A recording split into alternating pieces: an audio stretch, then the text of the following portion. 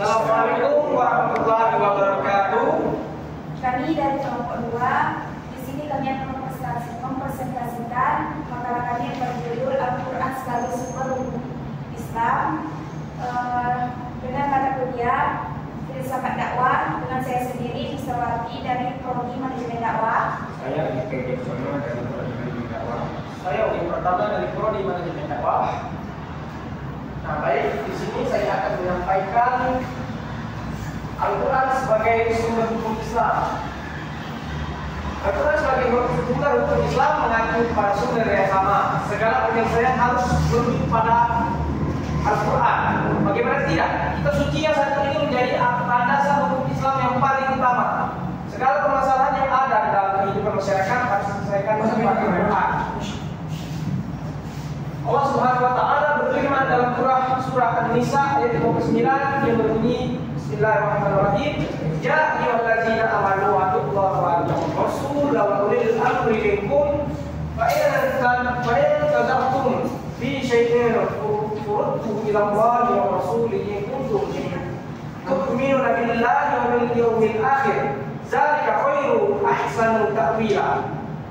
Yang artinya, ayat orang yang beriman taatilah dan taatilah rasulnya dan ulil amri di antara kamu. Kemudian jika kamu melayan pendapat tentang sesuatu, maka kembalilah dia kepada Al-Quran atau Allah atau Al-Quran dan Sunnah atau Sunnah. Jika kamu benar-benar beriman kepada Allah dan hari kemudian, yang demikian itu lebih utama bagimu dan lebih baik akibatnya. Ada beberapa pembagian hukum Islam. Yang pertama itu wajib. Wajib artinya harus dikerjakan. Nah, jika tidak dikerjakan mendapat dosa, jika dikerjakan mendapat pahala. Seperti contohnya sholat fardu dan puasa Ramadan. Yang kedua itu ada sunnah. Nah, hukum Islam yang satu ini adalah sangat dianjurkan. Jika seorang muslim melakukan, maka dia akan mendapatkan pahala. Namun jika tidak melakukan, dia tidak mendapatkan apa-apa atau tidak apa-apa. Yang ketiga itu adalah haram. Haram itu adalah aturan untuk meninggalkan suatu perbuatan karena dilarang di dalam Islam. Seorang muslim yang terbentak akan mendapatkan dosa, sementara yang meninggalkan akan mendapatkan pahala. Yang keempat itu makruh. Makruh adalah aturan yang meninggalkan atau menjauhkan. Dengan ketentuan bagi orang yang melanggar aturan tersebut, mereka mendapatkan pahala. Artinya mereka yang melanggar tidak mendapat pahala. Yang kelima itu mubah. Mubah itu sesuatu yang boleh agar tidak dikerjakan. Ketika seorang melakukan tersebut, mereka tidak mendapatkan pahala satu sebaliknya. Ini selanjutnya akan disampaikan kepada adik. Kedudukan Al-Quran dan kedudukan Islam. Kemudian hukum Islam adalah memiliki kedudukan yang tinggi. Al-Quran merupakan sumber utama dan pertama sehingga semua persoalan harus merujuk dan berpedoman kepadanya. Hal ini sesuai dengan firman Allah dalam Al-Quran yang artinya, wahai orang-orang beriman, taatilah Allah dan taatilah Rasulnya dan ulil amri, yaitu pemimpin di antara kamu. Kemudian jika kamu berbeda pendapat tentang sesuatu, maka kembalilah kepada Allah Subhanahu wa taala, yaitu Al-Quran, Rasulnya dan Sunnah. Jika kamu beriman kepada Allah dan hari kemudian, yakni demikian itu lebih utama bagi dan lebih baik akibatnya. Jadi selanjutnya tujuan dakwah dalam Al-Quran dalam halaman Muhammad Hussein Fatih. Sejak permulaan Al-Quran diturunkan oleh Allah Subhanahu wa taala sebagai kitab dakwah, yakni kitab yang membuat ajaran untuk menuju kepada Allah Subhanahu wa taala dan mengikuti kitab Rasulnya, yaitu Muhammad Shallallahu Alaihi Wasallam.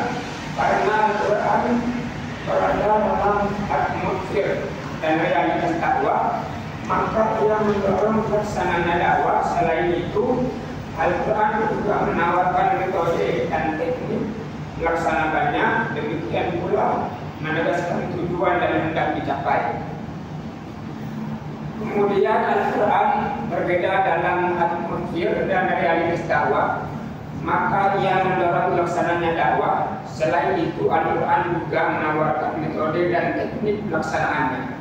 Demikian pula menegaskan tujuan dan hendak dicapai.